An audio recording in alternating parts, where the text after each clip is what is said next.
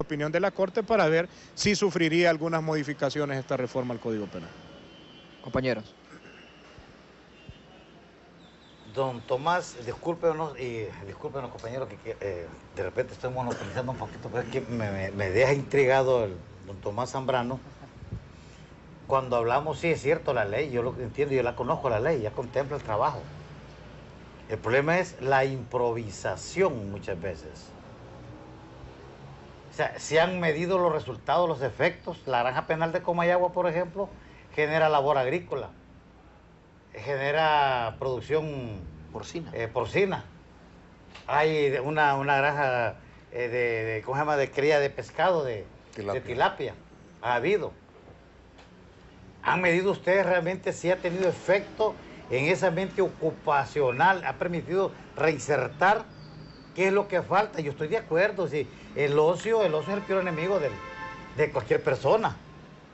Pero, o sea, se ha estructurado integralmente todo este proceso para poder decir, hoy sí, a los privados de libertad, además de que están presos, que ya están pagando la condena, se les va a reinsertar a la sociedad a través de este mecanismo, de este proceso de rehabilitación que implica trabajo. Pero fíjate que yo no escucho en la ley, por ejemplo, la participación ahí de psicólogos, trabajadores sociales, o sea, muchas cosas, don Tomás.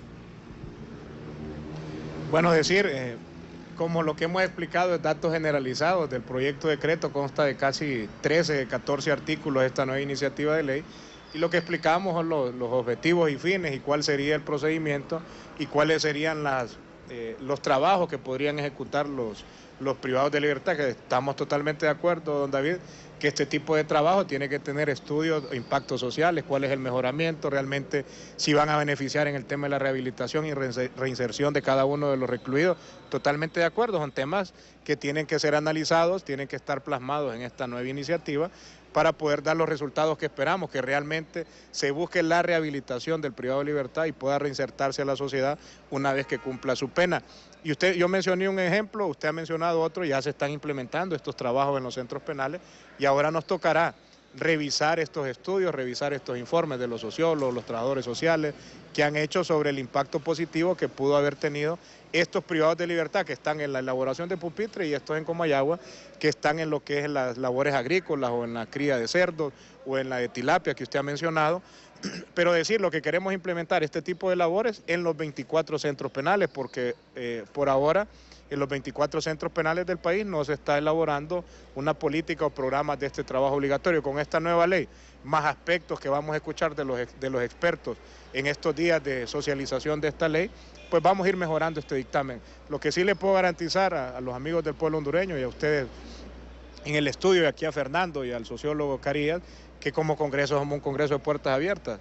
Aquí no todo lo que nosotros decimos es el 100% o tenemos la razón en todo lo que hablamos. Estamos para escuchar, estamos para dialogar, estamos para consensuar y estamos también para agregar algunas propuestas que creamos que realmente van a tener un impacto positivo en esta nueva ley. Vamos a ir de inmediato con Fernando y con Marvin Ortiz y las consideraciones del sociólogo Pablo Carías. Don Pablo Carías. Sí, sobre lo que está manifestando ya el diputado Zambrano. Vamos con usted, don Marvin. ¿Cómo no? Ha escuchado como la primera intervención muy atento y él tiene sus propias conclusiones sobre este particular, sobre lo segundo que ha expresado el diputado y parlamentario Tomás Zambrano. Doctor. Sí, el tema sigue siendo el mismo, ¿no? Lo que ocurre es que hay un agotamiento de las posibilidades de solución y ver el combate a la delincuencia y la reinserción del delincuente a través puramente de una norma, de una legislación, me parece que es muy reducido. El caso del ocio, por ejemplo, el ocio no es un tema únicamente de los centros penitenciarios. El problema es que la sociedad hondureña está problematizada con una serie de dificultades en las cuales, por ejemplo, el desempleo está afectando a los jóvenes. Y son los jóvenes que no están privados de libertad, los que están viviendo en el ocio. Jóvenes en el campo, jóvenes en la ciudad, jóvenes que no tienen acceso a un centro educativo, a la universidad, que a veces tienen que emigrar fuera del país o al interior del país. Es decir, me parece que una labor preventiva debería ser justamente eso, si hubiese una política realmente de seguridad, porque el tema de la seguridad no solamente es lidiar con el que anda en actividades delictivas, sino prevenir para que no se siga alimentando esta fila, esta línea de personas que muchas veces tienen que entran en un acto de desviación social. Yo creo que en esto siempre lo mismo, no se cuantifica el impacto. Por ejemplo, sigo insistiendo, en los centros penitenciarios, hay 24 centros penitenciarios reconocidos, pero también ahora entiendo que también en los batallones, en el batallón Cobras hay nuevos centros penitenciarios. El país se está llenando de centros penitenciarios. ¿Dónde están esos recursos? He preguntado, por ejemplo, si en la Penitenciaría Nacional Marco Aurelio Soto, ¿cuántos médicos hay? Sé que hay un amigo, un médico ahí. He preguntado cuántos trabajadores sociales hay, cuántos psicólogos hay. ¿Hay algún centro hospitalario? No existe en cantidad y calidad el servicio de atención al privado de libertad de tal manera que pueda contribuir a la reinserción a la sociedad. Recordemos que los centros penitenciarios no fueron concebidos originalmente propiamente como centros de castigo, sino de rehabilitación. Y entendemos entonces que si es de rehabilitación, el privado de libertad debería de entrar en un proceso de socialización en valores de tal manera que al salir de la cárcel sea un ciudadano o una ciudadana útil. Pero en las condiciones nuestras, por el contrario, lo que reafirma son procesos de estigmatización, donde más bien se reafirman conductas y comportamientos totalmente negativos. Es decir, este tipo de estudio no se hace y los congresistas, cuando son muy dados a debatir y a leer propuestas de los especialistas, más que tienen que ver con la norma, pero no se valora, digamos, la necesidad de una serie de actividades. Por ejemplo, eso yo creo que fue tal vez una expresión no muy feliz del presidente Juan Orlando Hernández cuando habló de la necesidad de sacarlos a picar piedra a las calles. ¿Se imagina ustedes el impacto que tendrá, no solamente ante propios, sino que ante extraños, ver en las calles de Tegucigalpa o de San Pedro Sula reos con grilletes, ¿verdad? Cuidados, protegidos supuestamente por policías y por miembros del Ejército Nacional? ¿Cuántos recursos vamos a dedicar para esa actividad que más sería un castigo que una rehabilitación? Que no me digan que por andar apagando fuego, por ejemplo, o por andar tapando baches o picando piedras, un reo se va a rehabilitar. Por el contrario, puede ocurrir que salga con más daños psicológicos, con más daños afectivos, porque en esto yo sé que el diputado Zambrano está bajo una perspectiva, bajo una idea defensiva, pero no se trata, no estamos politizando el tema ni estamos atacando al gobierno, más bien lamentamos y quisiéramos que el gobierno tuviera la razón y que lo que se haga efectivamente tenga resultados positivos, pero lamentablemente no es así porque es aislado, no contamos con los recursos, no contamos con una estrategia, porque una cosa es la coordinación que pueda haber entre los operadores de justicia y otra cosa es una estrategia que tenga que ver no solamente con los centros carcelarios, no solamente con las instituciones llamadas a darle cumplimiento a la norma, sino que también con otras políticas de carácter social. Incluso el tema de seguridad no está alejado del tema de la educación, de los servicios públicos, del tema del desempleo. Estos temas en los últimos años están siendo ponderados, están siendo cuantificados, porque, repito, el tema de seguridad no podemos reducirlo a los límites estrechos de actividad delictiva, de delincuentes versus gente honrada. No, eso no puede ser así. El tema de seguridad está orientado a establecer condiciones adecuadas para el ser humano, condiciones, digamos, democráticas, donde la gente pueda desarrollarse plenamente todas sus facultades físicas y mentales y pueda construir una vida con sentido, una vida que le dé rumbo, que le dé orientación. Todo eso entra en el tema de seguridad. Pensar que la seguridad... Porque ese es el problema, ¿verdad? Los gobiernos ven el tema de la seguridad, piensan en armas, pero no están pensando en la vida. Y eso me parece a mí que es lo más importante y eso es lo que debe establecerse como prioridad.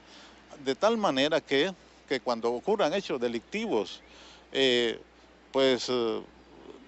también tendríamos que ir formando una nueva cultura. Es terrible que hoy en día, incluso desde las instancias gubernamentales, ya no se señala al delincuente como el responsable, sino que muchas veces se estigmatiza a la víctima.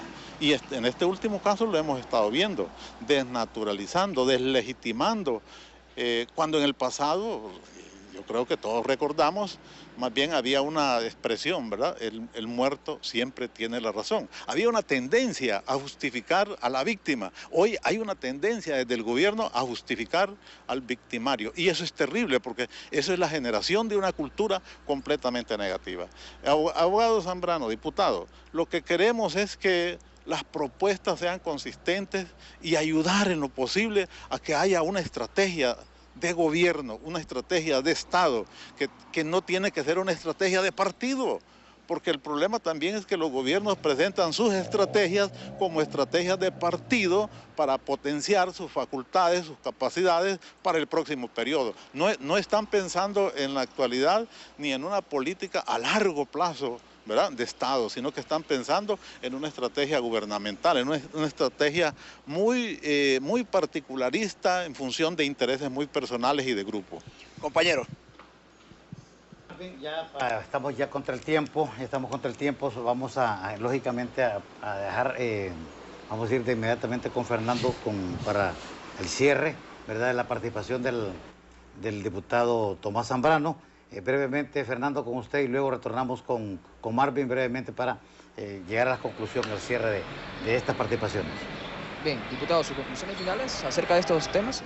Bueno, agradecer el espacio a don David Romero, a Globo TV, por venir a compartir y poder debatir y poder explicar al pueblo hondureño esta reforma sobre el tema de seguridad, sobre este tema del manejo de los privados de libertad con la nueva ley de trabajo obligatorio y la ley de esta reforma al Código Penal conocida como la ley antimara. Desde el Congreso, un Congreso con 7 fuerzas políticas, nos toca consensuar, adecuar y poder acompañar y respaldar a los operadores de justicia en esta lucha contra la criminalidad, poder socializar cada una de estas normativas y poder entregarle a esos operadores de justicia un instrumento jurídico eficaz para el combate de la delincuencia y para el combate de la impunidad. Es decir, desde el Congreso en los próximos días ya estaríamos debatiendo esta reforma al Código Penal 332, esperando que venga la opinión de la Corte y poder dialogar con alguna gente experta en el tema penitenciario, en el tema social en los próximos días para poder también dictaminar esta ley de trabajo obligatorio. Bien, muchas gracias. El honorable diputado Tomás Zambrano ha estado con nosotros aquí desde los bajos del Congreso Nacional. Nosotros como reporteros y periodistas de Globo TV y Radio Globo estaremos al pendiente del seguimiento de esta ley que dará trabajo obligatorio a los privados de libertad, asimismo la reforma al Código Penal, al artículo 332. Vamos con ustedes, compañeros, buenos días. Gracias, Fernando, gracias al abogado Tomás Zambrano. De inmediato, Marvin. Aquí brevemente le consultamos al doctor Juan Pablo Carías cómo analizar este fenómeno. Vamos al cierre, Marvin, por favor, sí, vamos al cierre. ¿Cómo no? ¿Qué connotaciones tendrá esta nueva ley brevemente? Bueno, yo creo que va a ser más de lo mismo, no va a tener ningún impacto significativo y que podamos a corto plazo valorarlo como algo que tuvo resultados. Lamentablemente esto es así, y yo más bien llamaría a todos los sectores de la sociedad hondureña que reflexionemos sobre esta temática e incluso desde la oposición a hacer propuestas sustantivas, ¿no? Porque no se trata solo de oponerse, sino también hacer planteamientos que sean potables y sean asequibles a la opinión pública, y que también el gobierno se vea obligado a adoptar una política contra la violencia en favor de la seguridad sustantiva. Muchísimas gracias, doctor Juan Pablo Carías, analista y sociólogo, es catedrático universitario ya en su condición de jubilado. Pues importante su aporte en relación a este tema de la nueva ley o las enmiendas que se le harán a esta ley antimaras que fue creada en un gobierno nacionalista en el año 2002. Junto a Samuel Aguileras en cámara, Marvin Ortiz con ustedes, compañeros, al estudio. Muy buenas. Gracias a Marvin y gracias también al licenciado Carías, ¿verdad?, por su participación. Tema interesante, lógicamente, que queda mucho todavía que debatir sobre el mismo, y eso va a ser en la medida que en el Congreso Nacional Ronnie vaya conociendo a fondo se va debatiendo en el debate, valga la redundancia, que tendrán los diputados sobre esta ley. Vamos a ir a una pausa, ya regresamos con ustedes.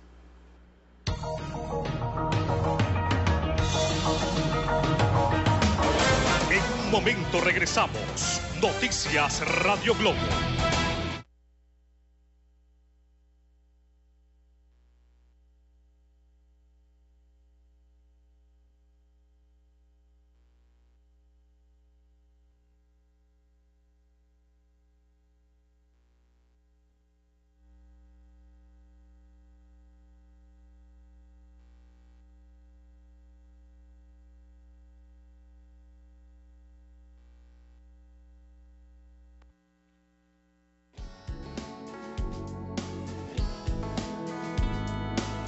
Dale vuelta a la impunidad, la oportunidad de seguir para adelante y no volver para atrás. Caminando para un mejor destino, construyendo un mejor camino. Dale vuelta ya, viviendo la justicia, viviéndola a diario, viviéndola en paz en mi vecindario. Dale vuelta ya, dale vuelta a la impunidad. La solución a los problemas de Honduras está en nuestras manos. Dale vuelta a la impunidad. ¡Huepa! La tolerancia es el principio de la paz. Dale vuelta a la impunidad. Dale vuelta a la impunidad. Dale vuelta a la impunidad. Dale vuelta a la impunidad. Dale vuelta a la impunidad. Si Colombia y Nicaragua lo lograron, nosotros también podemos. Dale vuelta a la impunidad. Una sociedad injusta no puede ser feliz. Dale vuelta a la impunidad. Dale vuelta a la impunidad. Oh, oh. Cooperativa Elga. Con Cooperativa Elga, ahorrando ando, en moto o en carro. Deposita en tu cuenta de aportaciones 400 lempiras y participa en nuestra promoción de nuestro 50 aniversario. Se sortearán 10 motos, 2 por mes, y el 7 de agosto, 2 autos, 0 kilómetros. Cooperativa Elga, excelencia en servicios financieros. Promoción inicia el 2 de marzo y finaliza el 7 de agosto. Restricciones aplican. Cada mañana cuando el sol nace, se forma la perfecta armonía entre tu hogar y la naturaleza. Porque con un solo giro, sientes el verdadero sabor natural de las más deliciosas naranjas hondureñas, cosechadas y seleccionadas cuidadosamente, para ofrecerles siempre un jugo de naranja puro y de calidad premium. Jugo de naranja Premium Sula, del árbol a tu